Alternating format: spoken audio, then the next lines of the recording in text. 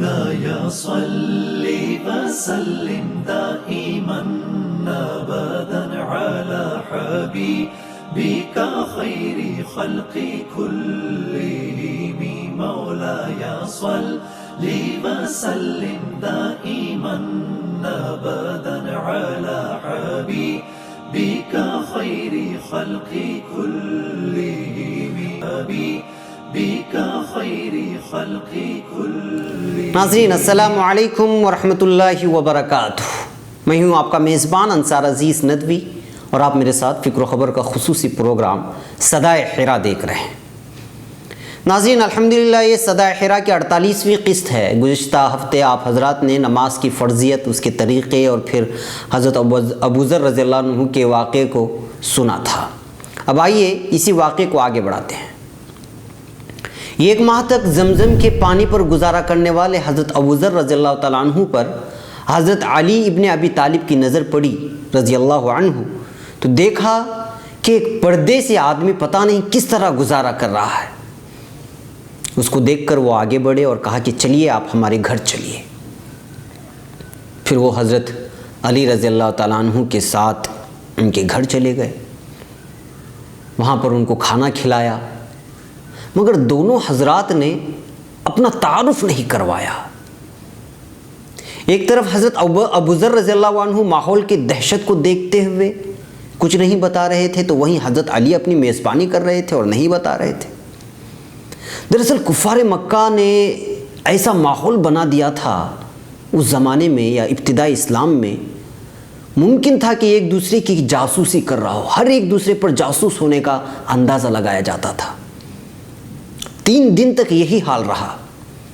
حضرت علی رضی اللہ عنہ حضرت ابوذر رضی اللہ عنہ کو لے جاتے اور ضیافت فرماتے رہے. اس درمیان وہ حضرات یعنی کہ دونوں بس اجنبی شناسائیوں کی طرح خیر خیریت دریافت فرماتے، اخلاقی نوعیت کی گفت و شنید ہوتی، پھر ختم. یہ ایک دوسرے کے بارے میں معلومات لینے یا حاصل کرنے کی کسی کو ہمت نہیں ہو رہی تھی، کیونکہ ان دنوں مکے کے حالات ہی ایسے تھے کہ بیٹا باپ پر شک کرتا اور بیٹا باپ بیٹے پر، اور یہ ایک دوسرے پر جاسوس ہونے کا خدشہ کیا جاتا تھا. پتہ نہیں کون مسلمان ہو گیا ہے اور کون کس کے اسلام کی خبر کفار قریش کو دے وغیرہ وغیرہ. بالآخر حضرت علی رضی اللہ عنہ نے 3 دن کی ضیافت اور حالات کے جائزے کے بعد سوال کر ہی بیٹھے اور پوچھا کہ آپ کون ہیں اور کہاں سے آئے ہیں. جب ابوذر رضی اللہ عنہ نے صاف طور پر بتا دیا کہ وہ یہاں کیوں آئے ہیں تو حضرت علی نے رہنمائی کرنے کا فیصلہ کیا اور کہا دیکھیے میں آپ کو آپ صلی اللہ علیہ وسلم کے پاس لے چلتا ہوں، مگر ہم لوگ اجنبیوں کی طرح چلیں گے، یعنی برتاؤ کریں گے. میں آگے آگے چلوں گا اور آپ پیچھے پیچھے. ایسا فاصلہ بنا کر چلیں گے کہ لوگوں کو یہ شک نہ ہو کہ میں آپ کی رہنمائی کر رہا ہوں یا رہبری کر رہا ہوں. اگر کہیں بیچ راستے میں خطرہ ہوا تو میں راستے کے کنارے ایسے بیٹھ جاؤں گا جیسے لوگ استنجا کے لیے بیٹھتے ہیں، تاکہ لوگوں کو شک نہ ہو کہ میں آپ کی رہبری کر رہا ہوں.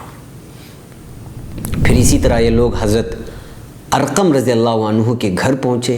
حضرت ابوذر رضی اللہ عنہ کی ملاقات جب آپ صلی اللہ علیہ وسلم سے ہوئی تو دل باغ باغ ہو گیا. پھر وہ توحید و رسالت کی دعوت کے کلمے شہادت پڑھ کر ایمان لے آئے. جب ایمان لے آئے تو ایمانی جذبہ بھی ساتھ ابھر کر کے اوپر آیا. حضرت ابوذر ایک مجذوب صفت کے آدمی تھے. ایمان لانے کے بعد آپ صلی اللہ علیہ وسلم نے صاف صاف کہا تھا کہ حالات ایسے نہیں ہے کہ آپ ایمان کا اظہار کر سکیں، لہٰذا آپ اس وقت واپس چلے جائیں اور جب اسلام کے غلبے کی خوشخبری سننا تو واپس لوٹ کے آنا. مگر حضرت ابوذر غفاری رضی اللہ عنہ پر تو جذبہ ایمانی ایسا طاری ہو گیا تھا کہ وہ کہنے لگے میں تو ابھی کعبہ مقدسہ کی دیواروں کے سامنے کھڑے ہو کر اپنے ایمان کا علل اعلان کروں گا اور خبر دوں گا لوگوں کو. پھر وہ اسی جذبے کے ساتھ کعبے کے پاس گئے اور پھر زور زور سے کہنا شروع کر دیا اشہد ان لا الہ الا اللہ واشہد ان محمدًا عبدہ ورسولہ. وہ مجمع جو ہمیشہ یہاں جمع ہوتا تھا کفار قریش کا، یہ سنتے ہی حضرت ابوذر رضی اللہ عنہ پر ٹوٹ ٹوٹ پڑا اور مارنے پیٹنے لگے۔ مگر حضرت ابوذر رضی اللہ عنہ کو تو جیسے کچھ بھی اثر نہیں ہو رہا تھا، وہ صدائے توحید لگاتے جاتے اور یہاں عوام ان کو پیٹتے جاتی۔ یہ زدوکوب کی کاروائی جاری تھی کہ اچانک حضرت ابن عباس رضی اللہ عنہ کا وہاں سے گزر ہوا تو اچانک ان کو بھیڑ سے نکال لیا اور کہنے لگے کہ پتہ بھی ہے کہ تم لوگ کس کو پیٹ رہے ہو؟ یہ قبیلہ غفار کے اہم ترین شخصیتوں میں سے ہیں، اگر یہ رویہ جاری رہا ان کے ساتھ تو پھر وہاں سے گیہوں کا آنا بند ہو جائے گا۔ حضرت ابن عباس ان کو وہاں سے بچا کر لے آئے، مگر حضرت ابوذر رضی اللہ عنہ دوسرے دن پھر کعبہ مقدسہ کے پاس آ کر توحید کا اعلان کرنے لگے۔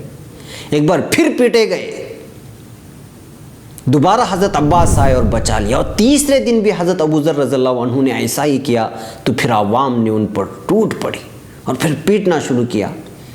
پھر اس مرتبہ بھی حضرت ابن عباس بچاؤ کے لیے آئے اور ان کو بچا کر کے لے گئے۔ بالآخر آپ صلی اللہ علیہ وسلم نے حضرت ابوذر کو صریح ہدایت کر دی کہ وہ یہاں سے چلے جائیں۔ پھر اس کے بعد ان کی حاضری مدینہ منورہ میں ہی ہوئی، اور ابوذر رضی اللہ عنہ جو لوٹے یہاں سے تو پھر وہ صرف مدینہ میں ہی آ کر کے آپ صلی اللہ علیہ وسلم سے ملاقات کی۔ ناظرین، یہ تھی حضرت ابوذر رضی اللہ عنہ کی ایمان لانے کی داستان۔ بہرکیف ابتدائی ایام میں صحابہ اکرام نے دین کے لیے جو تکلیفیں برداشت کی اس کا تصور ہم شاید ہی کر سکیں۔ اس کے علاوہ اور بھی ابتدائی ایام کے کئی سارے واقعات اور داستانیں ہیں جس کو ہم نے یا تو نہیں سنا ہے، اور اگر سنا بھی ہے تو یاد نہیں یا پھر پورا نہیں سنا ہے۔ انہی واقعات اور داستانوں کی تفصیلات کو لے کر کے میں آپ کے سامنے آتا رہوں گا۔ فی الحال مجھے اجازت دیں۔ السلام علیکم ورحمۃ اللہ وبرکاتہ۔ مولاي صل وسلم دائما ابدا على حبيبك خير خلق كلهم مولاي صل وسلم دائما ابدا على حبيبك خير خلق كلهم مولاي صل وسلم دائما ابدا على حبيبك خير خلق كلهم مولاي صل وسلم دائما